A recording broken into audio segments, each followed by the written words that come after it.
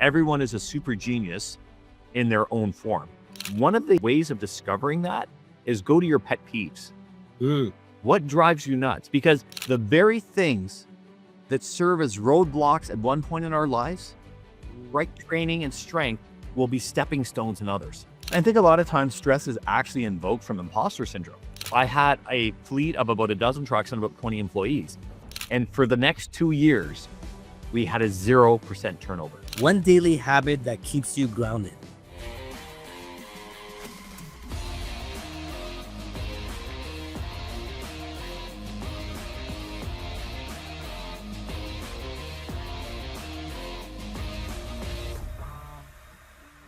Good afternoon and welcome to another episode of the RK Leadership Podcast, where we empower tomorrow's leaders through the sharing of knowledge, experience, and inspiring stories.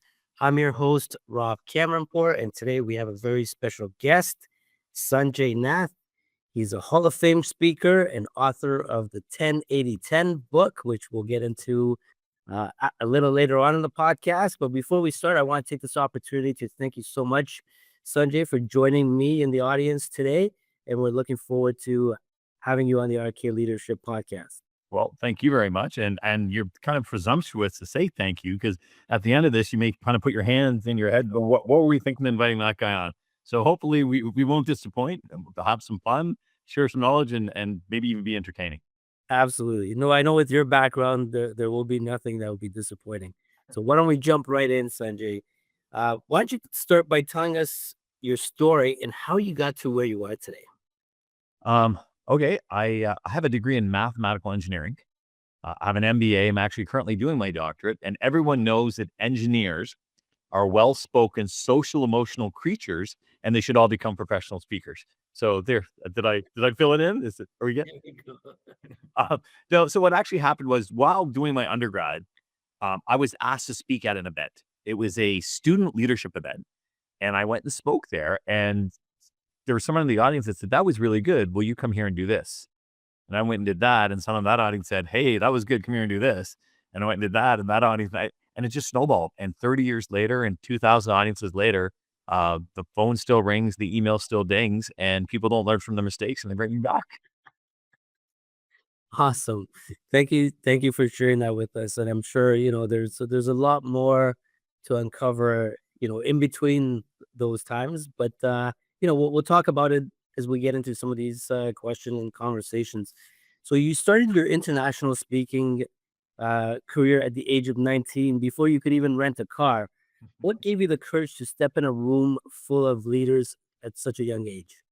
So, and I don't know how fuzzy this, how underground this podcast is, but I'll tell you this: I literally had fake ID to rent cars. Most people have fake ID for different reasons. That's what I had.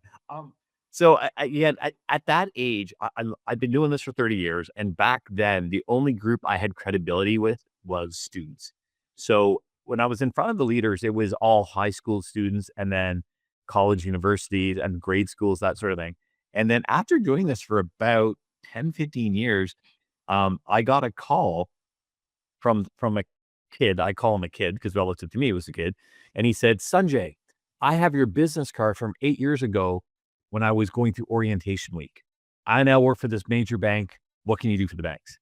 And it's interesting that, because he said that, and conceptually, the exact same concepts apply regardless of the age, but how you translate the message, how you manifest the message changes. And I'll tell you, I was super stressed. I spoke for a group of, I can't remember how old I was, but one of my very first corporate programs is a group of 250 bankers. And I was freaking out. And hopefully you can tell from my personality, I have a high level of sarcasm. I'm high energy. And I had this preconceived notion of what a speaker was supposed to do when you're speaking to 250 bankers. You're supposed to wear a three-piece suit, stand behind the lectern, no sarcasm, no humor, just do your thing. And I was like, "Oh, I think that's what they're supposed to do." And at the time, again, I was my early 20s. I didn't know any better. I didn't realize that to give the audience what you think they want when it's not consistent with who you are is a kiss of death. Yeah. And so it really was a bit of luck, almost like a coin flip. I was like, do I give them what I think they want, or do I just do my thing? and I just went and did my thing. Uh, the neat thing too is it's easier to do that. You don't have to pretend to be someone you're not. You don't have to research stuff that you don't know because you're being artificial. You just be authentic. That's And right. I ended up getting a standing ovation, and it led to other opportunities, that kind of stuff. So, you know, initially, I just went and shared stuff that I'd learned in school. I was a student council president. I was valedictorian. I had a very successful high school career, did well in school, like, played volleyball, school plays, all that kind of fun stuff. And I was just sharing experiences primarily with this notion of getting involved. You learn so much. And then, so when I was transitioning to more corporate type of ventures, I thought that lesson doesn't apply anymore. The lessons still apply, but the examples change. That's right. Absolutely. No, that's great. You talked about stress, Sanjay, and a lot of us go through that stress or notion, regardless of what level we're at. What's your advice to young professionals who come across that stressful scenario? It could be an interview, it could be first day on the job. How do you deal with stress? And I think a lot of times stress is actually invoked from imposter syndrome. People Mhm. kind of going, "Oh, I'm playing with the big boys and the big girls. I don't belong here." And we create a narrative that's very often unhealthy because I don't, maybe it's a lack of self-confidence or self-esteem or what have you. And what's the reality? I think it depends on the personality of the person. So I mentioned I have an engineering background. I'm a very left brain logical person. And so when I get into a situation like that, I logic myself out of it. I go, hold on a second. Why did they ask me? Well, I have this credential, and I have this credential, and I have this experience, and when you can stack that up, you kind of go, wait a minute. Yeah, maybe I'm not that much of an imposter. Mhm. Right? And you just kind of sometimes we look forward, um, and we get nervous, and that's okay because we're human, we're allowed to do that. But sometimes the ability and the strength to move forward comes from us to look backwards and go, "This is where I came from. Look how far I've come." That's right. And so, I mean, that's what I do is I'm a logical person. Other people who are maybe more emotional will kind of go down to the basic, go, "Wait a minute. They're human, I'm human. Their experience is just as valid as my experience. I can share with them a unique perspective that they can't have." You know what I'm saying? Is so if we start reminding ourselves that, and I really do come from this belief that everyone is a super genius in their own form.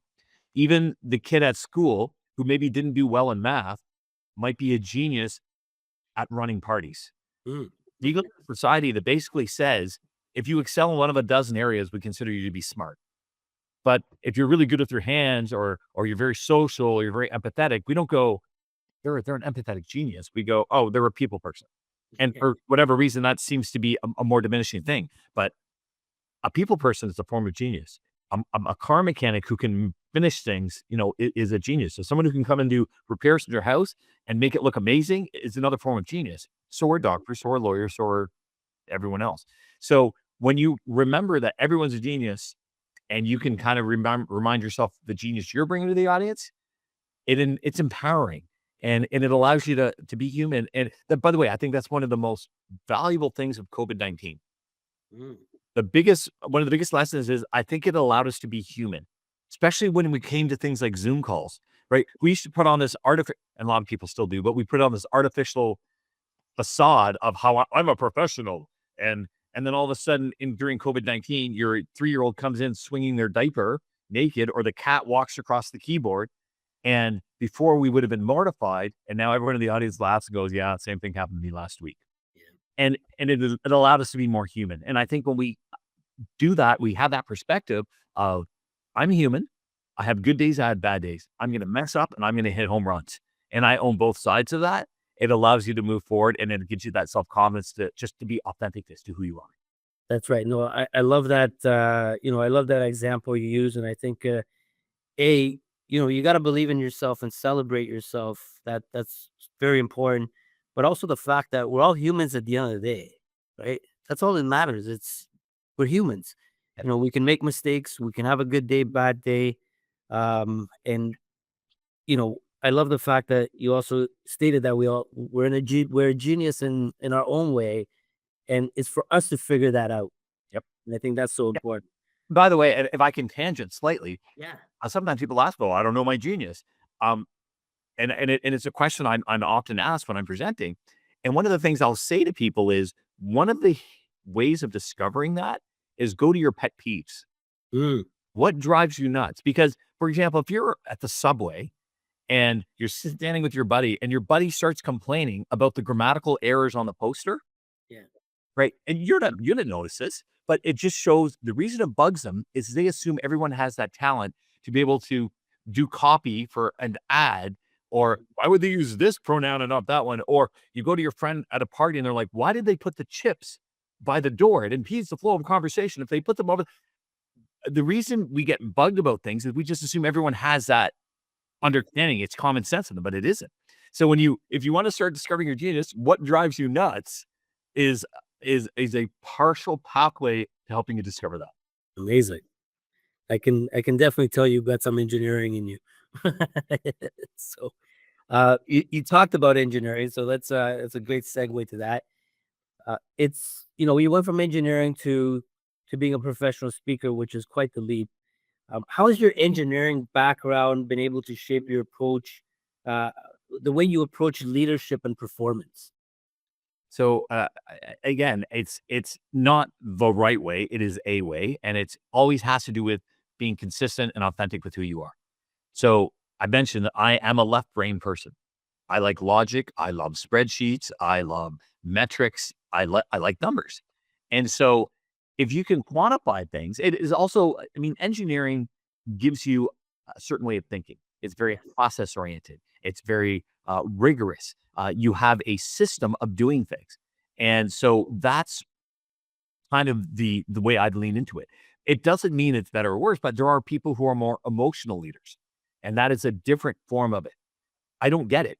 And I'm not saying that in a demeaning way. I'm going, it's not intuitive to me. It would be something I really have to get my head around and think about. And so I I focus on what works for me, which again is very process oriented. We have a problem. Okay, well, it's a tree diagram. Either it's going to be this or this. Okay, it's this. Let's go from here to here. And it allows me to think of things in a very structured way. And it's what I'll do is often with organization. Oh, we're having an issue. Oh, what's the issue? Is it A or B? Oh, it's B. Well, based on B, we're going to go through this process. If it's A, we're going to go through this process. And that's again what is helped me to do. Uh, and it just yeah, it's a different way of thinking. Oh, the other thing too is from a speaking standpoint, it allows me to speak to people differently because I understand that way of thinking.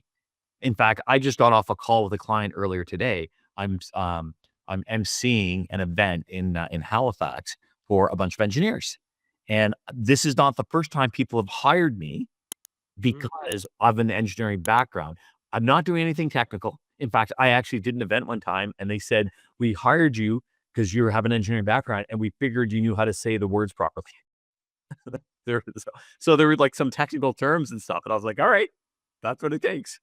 nice. Awesome. So, Sanjay, you've spoken to millions of people worldwide. What's the one universal leadership challenge you've seen across cultures and industries? Well, there's many. In fact, I would actually say that all of them are. I could years ago, I've been at this for 30 years. And anytime you do something for 30 years, you tend to become a student of the game. Mhm. You read, you learn, you watch, you research, you write. And I found that in the leadership development and the self-help and the motivational space, every time I read something, every time I watched something, every time I learned something, certain key principles kept on coming up time and time again. Now, how they manifest themselves would change. It changes with technology, it changes with time, it changes with the environment, the economy, etc. So, but the core messages or the core ideas and concepts are the same. And what I did is I actually started writing them down. And there's about a dozen. They're actually on a wall in my office right here. Nice. And I find that every leadership issue comes into one of those dozen issues. And they are things around poor communication, lack of trust, not focusing on your strength. And these are not new ideas. And in fact, I think it's a bit insulting when a speaker or a coach or a leadership guru will say, I have the unique universal solution that's never been done before. And I'm like, no, you've taken an old idea and you've maybe put a bit of the spin on it. You've packaged it in a really sexy way, Yeah. but it's not a new concept. So I actually don't think there's anything new out there. I think again, when technology changes, when with the pushing in of AI, are we going to go through communication issues? Yes. Are we going to go through trust issues? Yes. Are we going to? They're going to manifest themselves differently, but they're still there and they will always be there. And so like I said, depending on the organization, some are really good with communication, but not so great with trust. Some are really good with trust, but not so good with succession planning. Some are really so everything's universal. And depending on where you are in the life cycle of that organization, some of these things will tend to be more dominant in that particular time than others. Absolutely. So I'm going to ask you a question, a follow-up question to that, Sanjay, and that is, I've experienced this in my career where they say if you're a leader within this industry, you can only be a leader within this industry and not be, those skills aren't transferable to other industries. What's your thought on that? Elon Musk. And not only is he transferring the skills in different industries, he's doing it simultaneously. Yes. I mean, there are people that do, and you can go to Wall Street. There's countless number of examples. One person who was running a manufacturing company all of a sudden becomes the head of an investment company, and then from there they go on to a retail company, and then from there they go. It's not about the retail, and in fact, it shouldn't be. A high level leader doesn't know squat about running the front line, and they shouldn't. But they know about relationships, they know about people, they know about dynamics, and they know about how to getting people to do things that need to get done. And that's why, by the way, when there is a big transition and a high level leader goes from one organization to another, one of the first things they do is they bring their people over. And they bring their people over because they know what they bring to the table and how to corral them to move the organization forward. And it doesn't mean that the people in the current existing things aren't good, but they don't have that relationship and they don't know and they don't want to have they don't have the luxury of finding out and taking the time to find out how good these people are. And you see it in sports all the time too. The Yes. head coach comes in and they bring in all their sub coaches. Absolutely. No, I couldn't agree with you more on that. And here's another part to that, Sanjay. And again, what would your advice be to organizations who only think that if you're the subject matter expert, you should be, promoted to that to lead that team because you know what you're doing, right? You're the subject matter expert. Sure. Absolutely. So the first thing I would say is they need to hire me. Um, but it's a very tunnel vision. Yes. If you're the subject matter expert, and they're leading the charge, that's good, and it could be excellent, but you're going to hit a plateau. You're only going to go so far. Yeah. If you are a fantastic, and by the way, our entire system is a bit messed up because there is, and I'll pick on engineers. What typically happens, we're in a system that works like this. We go, hey, you're an engineer, fantastic. You're an excellent engineer, wonderful. We're going to promote you and make you a manager. And what often happens is you've taken an engineer, someone who's passionate and excited about getting their hands dirty and rolling up their sleeves, and you've actually punished them by making them in charge of people. And now it's a completely different skill set. And now I would say that's the bulk of the time. There are times where that person will excel in that role, but typically we're structured for, hey, you're doing really, really well in your role. Wonderful. We're going to take you out of that role and give you something to make you miserable. What we should be doing is, and we need subject matter experts. We absolutely need them. But those people, if you're the subject matter experts who are running organizations are subject matter experts at leadership, Yes. organizational communication, at developing and forming relationships, at understanding how to deal with difficult people and addressing conflict in a healthy way. And I mean, the other one too is of creating healthy conflict.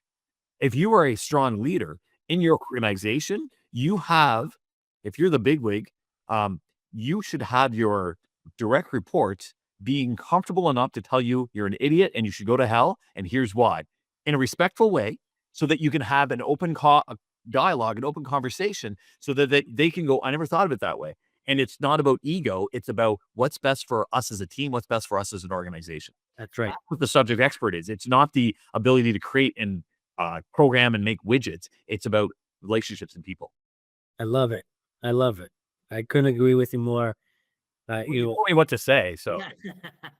I'm happy somebody thinks along the lines, and I've been trying to send that message across to all the young professionals as well as uh, you know you could start off as a subject matter expert in anything, but that's not what leadership is about. It's more focused on the human being aspect of what you're doing. So, thank you for sharing that. and again, if I can I diverge slightly. So Yeah. I don't know if you've heard about this thing called COVID. Did anyone hear about that? COVID last couple of years? No. So during COVID, as a speaker, I wasn't. People weren't gathering; they weren't hiring speakers very much, and Yes. I've always had been a very entrepreneurial person. So during COVID, uh, in an effort to keep myself from going crazier, I bought 7 FedEx routes. So I had a fleet of about a dozen trucks and about 20 employees. And the rationale behind this was, well, I mean, I thought it was a good business to get into, home delivery, that kind of thing. So forget the business case of it. But from a leadership development stand, I was like, huh, maybe all this stuff I talk about, this leadership stuff, maybe I can actually apply it. Right. And so I had a group of, like I said, it wasn't a huge team, about 20. And in the in the trucking world, it has a ridiculously high turnover Yeah. because the low barriers to entry, there is not a lot of loyalty. Drivers switch back and forth. I mean, there are people report 140% turnover as an average. It's ridiculous. And so when I got in, I bought routes from a guy. These routes were somewhat toxic. Trucks were falling apart. Staff was so went in there, brought in a team, cleaned that up, and it took us about 6 months to clean it up. And for the next 2 years, we had a 0% turnover, which is Wow. completely unheard of. And in fact, I tell other people in that industry, they actually don't believe me. In fact, our first turnover, one of our drivers passed away. He had a heart attack on the weekend. Um, and it's so people are like, well, what did you do? Well, we treated people with respect. We didn't baby them and we didn't kiss their butts. We said, we're going to pay you a fair wage where you expect in return, a fair day's work. And I mean, that's what it comes down to. Absolutely. Absolutely. What was your biggest takeaway from that, Sanjay?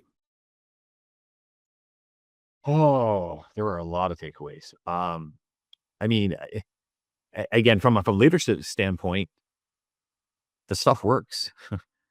Like treating people with respect, opening communication, forming trust, having people, that whole idea of healthy conflict. I would constantly check in with my drivers to kind of go, what would make your life easier? I don't, going back to the subject expert, I barely drove. Like, I don't know how to drive a truck. I mean, I moved them from one parking spot to another, but I wasn't driving routes. And every one of those drivers can drive better than I can. I don't need to drive. I need to be able to get them to drive. That's what leadership is. So so yeah, I mean that was one of the big takeaways is this idea of treating people well and creating open lines of communication and talking to one another and all that stuff that we That's right. own. I joke and you're I'm going to put you in this category too. You and I are both in the business of we are professional re-reminderers. We tell people stuff they already know. Yes. Hopefully, we say it in a way that can stick. Yep. Absolutely.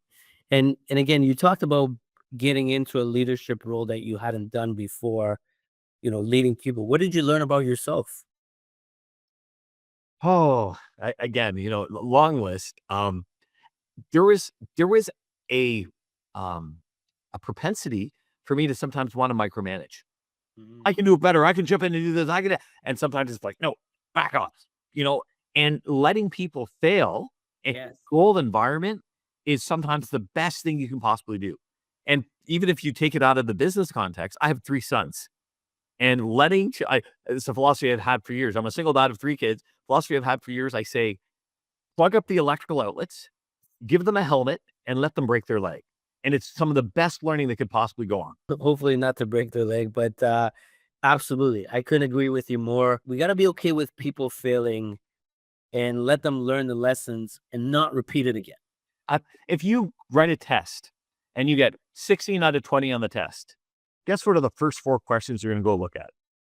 Where do they get me? Why? Because you learn from your mistakes. Yes. Yeah. Awesome. So I want to jump into your book, the 10-80-10 principle. For listeners who are not familiar with this, Sanjay, can you explain what the principle is and how it applies to leadership? Absolutely. So the 10-80-10 principle says this: you can take any group of people and you can subdivide them into 3 groups. Top 10%, bottom 10%, majority 80%.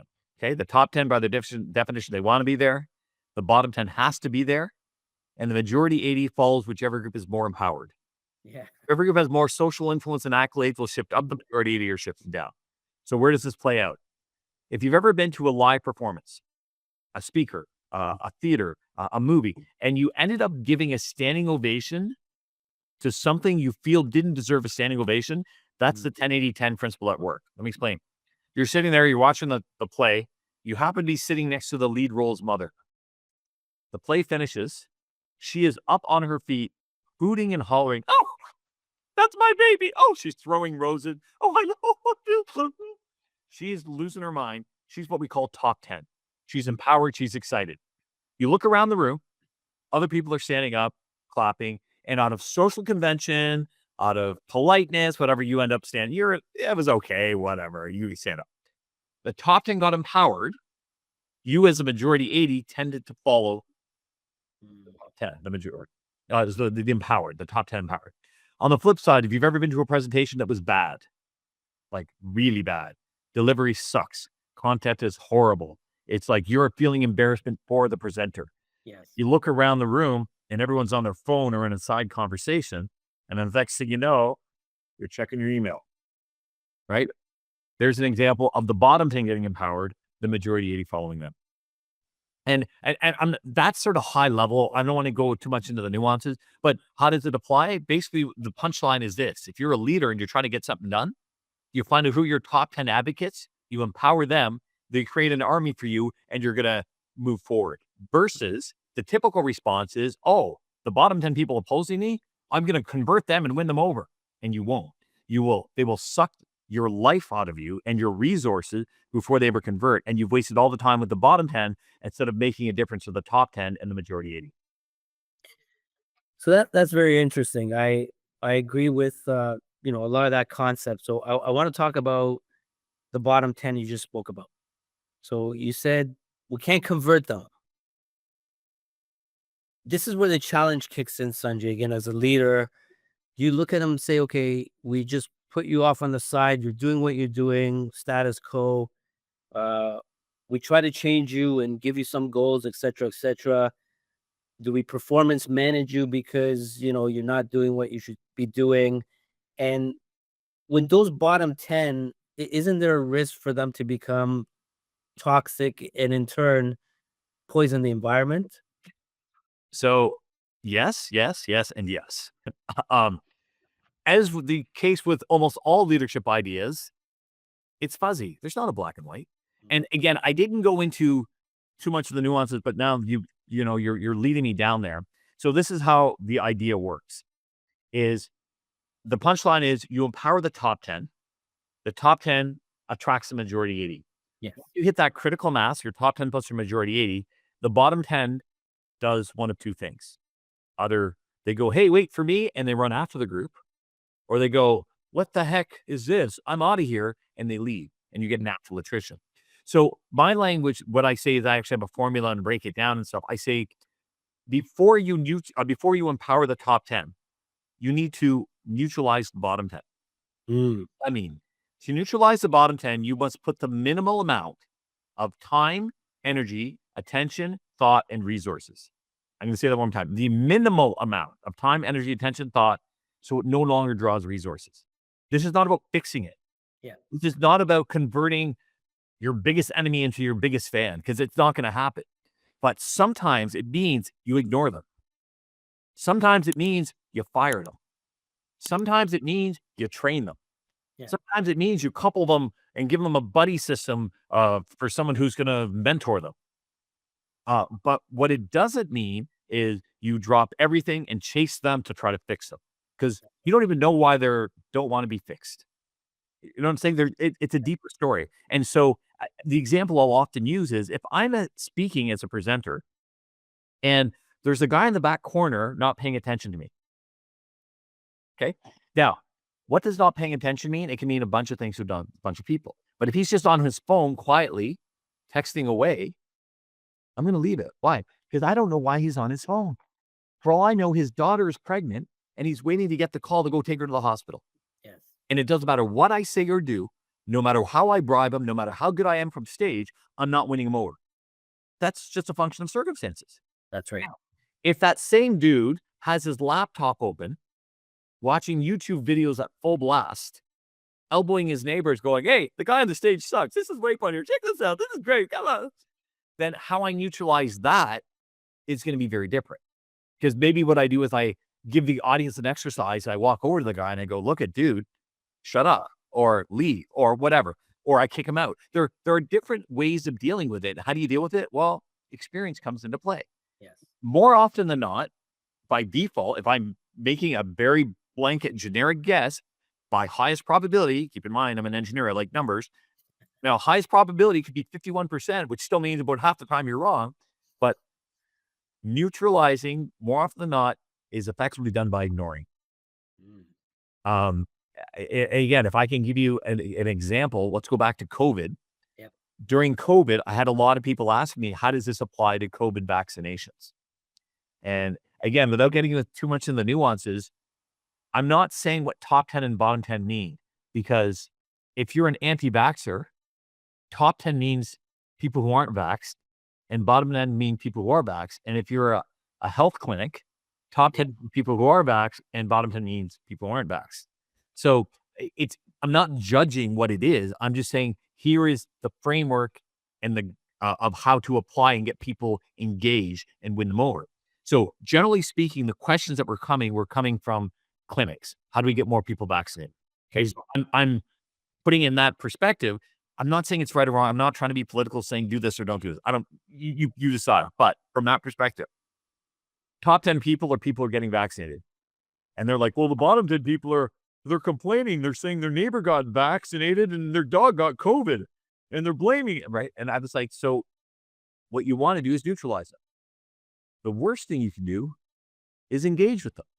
Well, that's theoretically impossible. Your dog can't get COVID if your neighbor got the vaccination. It's just physically impossible. Oh no, it's true. And my cousin in Texas, the same thing happened to her. She got it digitally. I was talking to her on the phone. And they have all these explain. But what happened? I mean, it's the old adage: never argue with an idiot. They'll just knock you down to their level and beat you with their experience of being an idiot, right? And so, what you want to do is neutralize that conversation. Well, how do you neutralize it? You ignore them. And then you go over to the top 10 and you empower them. How do you empower them? Well, you give them an interview. You give them a podcast. You let them write an article. You make them employee of the month. You give them the stage. You give them a voice. You give them articulation. That is how you empower. Because then other people hear that kind of going, oh, well, I was thinking about the vaccinate. Hey, tell me more about it. Did it hurt? And then all of a sudden, again, you get this critical mass, your top 10 plus your majority 80. Then the bottom 10 will either run after everyone going, everyone else is doing it. Vaccinate me here. My arm is up. Or they'll be like, I'm moving to wherever where they don't believe in vaccinations, and they leave. And either way, it's a positive result. That's right.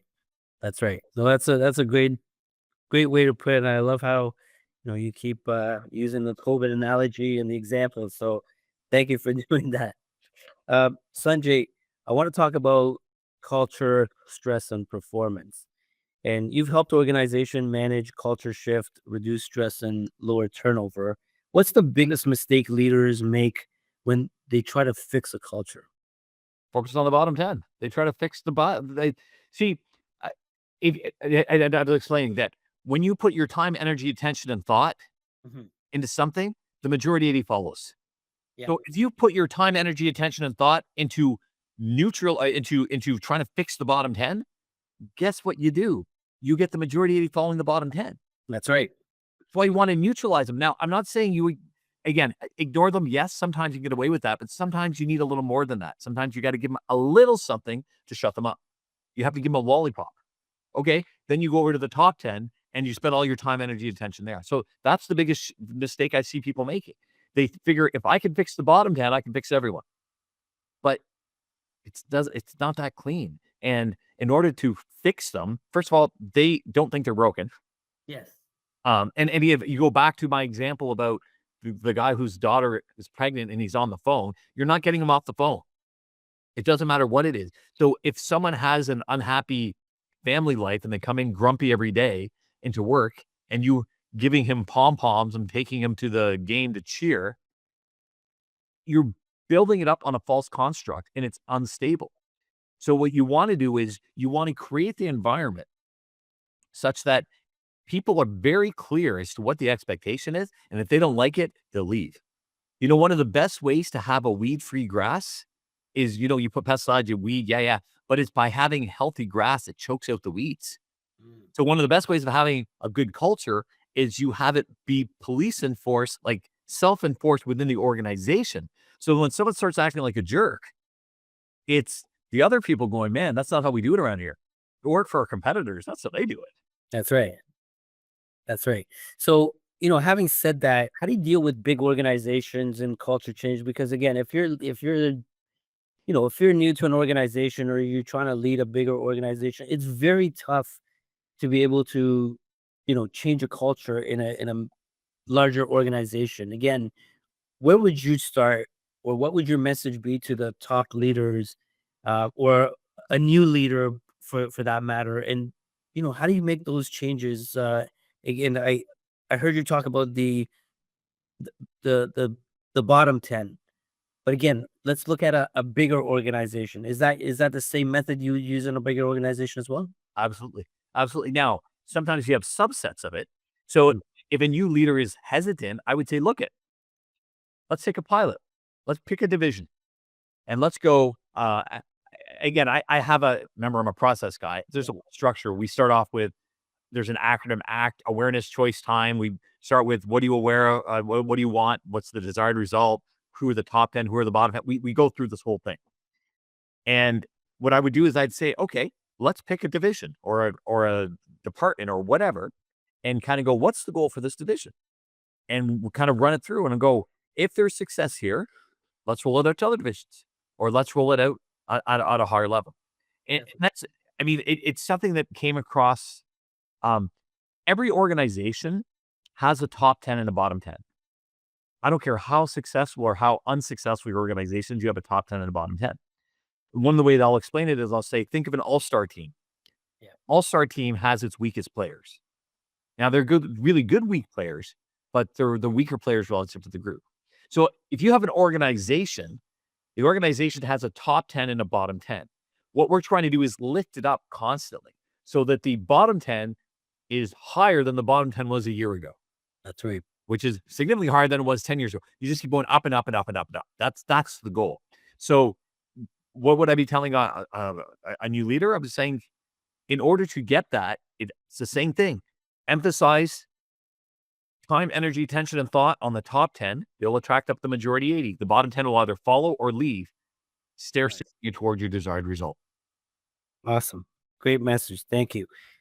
So in an organization going through a major transformation, again, how do you get leaders to keep people engaged versus being overwhelmed? Um, the realistic goals, communication, check-ins. I mean, again, all that standard stuff. So I'm I'm a big believer of this. Is I think that, going back to, you said, what's a big mistake that leaders often make? There's another one too that I've seen a lot of time, which is they're not all on the same page. Hmm. I've literally sat around a C-suite of a table and said, what's the purpose of this organization? And the first person says, oh, it's profit. I mean, if we don't have profit, we're not in business. And the second person goes, no, no, no, no, it's organizational culture. Because if we don't have our people, we can't even possibly make profit. And the third one goes, no, and you guys are weird. It's environmental sustainability. Because we don't have an environment, we don't live. And the fourth one goes, no, no, no, no. It's corporate social responsibility. Come on, CSR, dude. And they go around, and I'm being extreme just to try to illustrate the point. Yeah. All four of those are very noble. There's nothing wrong with any of them. But where it becomes a problem is when the higher ups think differently and they're diametrically opposed. So all of a sudden you got $1 million and you're going to invest it into the organization. Well, they're going to invest it differently based on that perspective. But if you all get on the same page, Yeah. and as a unified leadership front, it becomes much easier to express them. And it doesn't mean it can't be complicated or a change over time. Again, going back to COVID, survival became a lot of organizations' primary objectives. The day before COVID, it wasn't that, and then for the next year and a half, it was how do we stay alive? So it can change over time, but you need to be on the same page. Because if I said, "Who's your top 10? Who are your top 10 employees?" If you look at it, the organization from a financial perspective only, you look at that very differently as to who your top 10 employees are versus someone who looks at it from an organizational culture standpoint. Yes. In fact, again, that's an issue I hear constantly. People go, this individual is a fantastic contributor to the bottom line, but they're a jackass. Do we get rid of them? And my answer is, what's the desired result of the organization? Because if the number one thing is money, then no. But if it's culture, then yes. It's not right or wrong, right? So, and that's why you have to be clear as to what you want. And not only do you need to be clear as the C-suite or the leadership team, but that needs to be articulated through the people. And it's not some superficial, here's our mission statement that we've carved in the wall. It's got to be owned and understood. And more importantly, people have to buy into it. That's right. And I totally agree with you in terms of that. Messaging has to be consistent across the board as it comes down, because people are watching and listening to you and everything you say. And if you're inconsistent, it's going to be a big problem in the organization. So thanks for sharing that. Sanjay, we use the word resilience, which is a buzzword in leadership today. From your perspective, what does resilience actually look like in action? Can I swear? Yeah, say whatever you want. Uh, it's to be able to handle shit and get back up. I mean, really, that's what it comes down to. Resilient, people think that sometimes what you try to do is avoid conflict and avoid mistakes. And no, you don't. You don't avoid them. I, you can, sorry, let me rephrase that. Yes, you are going to try to mitigate them and limit them, but you're never avoiding them. You're going to have setbacks. Life is going to suck.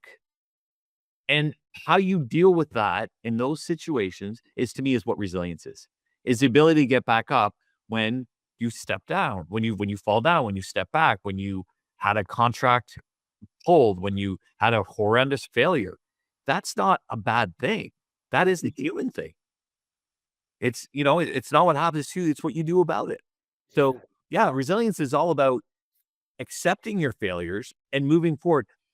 Again, if I can explain with an analogy, this is probably one of the biggest aha lessons of resilience I heard. My eldest son, when he was first learning to walk, he I had a tree in my bedroom, and the tree was almost his size, like the base, the pot of the tree. So it was in there, but the pot of the tree was almost his size. And he would like waddle over and he would kind of grab the pot and he would start eating the dirt. And in all the parenting magazines and books I've read, apparently letting your child eat dirt is a bad idea. So, in my infinite wisdom, what I did is I took the tree and I stuffed it in a corner of the room, and then I put a couch along one side of the pot, and wedged between the couch and the other wall, he had this like plastic toy mountain. And you could like ride cars on it, and I kind of wedged that in there. So he'd see the tree and he'd start waddling over, going snacks. But then he'd get to the toy mountain and he would start playing with his cars, all distracted. And I'm thinking, look at me, look how smart I am, father of the year, I'm so clever. Until 6 months later, I walk into the room and he's now bigger, stronger, more versatile. He's perched on top of the mountain, eating the dirt, but now he can reach up and he's grabbing the leaves and he's eating the leaves too. And where this kind of ties into resilience and what the lesson is he reminded me of this so important fundamental lesson that the very things that serve as roadblocks at one point in our lives, right training and strength will be stepping stones in others. So those roadblocks, those setbacks, those failures, those colossal oopsies, you can let them sink you, or you can use them as a stepping stone to reach the next level. Amazing. I love that. I love that. Thank you for sharing. I like to steal material from my children. I don't even pay them residuals. And that's awesome. Well, don't worry, they'll take it from you. Oh, trust me, yes, I know. Awesome. Sanjay, you'll be a keynote speaker at the Young Professional Leadership Summit this October 18th. We're really happy to have you there. I can't wait to, see you on stage. I can already see what that's going to look like, and I'm really happy for that. What are you hoping people walk out with or learn from what you have to say? So basically, the plan is I'm going to go into the detailed understanding of how the whole 10-80-10 thing works. And my hope is a couple things. One is people kind of go, oh, and like I said, I'm a professional reminder. I'm going to say things that people already know, but again, so that my hope is they walk away going, that makes sense. Wait a minute. Not only does that make sense professionally, that makes sense personally too. And we're going to kind of give them a formula to break it down, and that they actually do it. And they try it and they go, wow, this thing works. And they recognize, and I'm going to make the argument, you don't need actually to spend money to do it. And you don't even need to actually spend time. I'm just going to say you're going to convert time from you doing other stuff to do this. And so they walk away with that's my goal, and maybe even laugh a little along the way. Amazing. Yeah, I'm sure they'll definitely be laughing. And it's been great. It's great to have someone like yourself to be able to explain things with that sense of humor. I think that's what connects people. As like I said again, we're all human beings at the end of the day.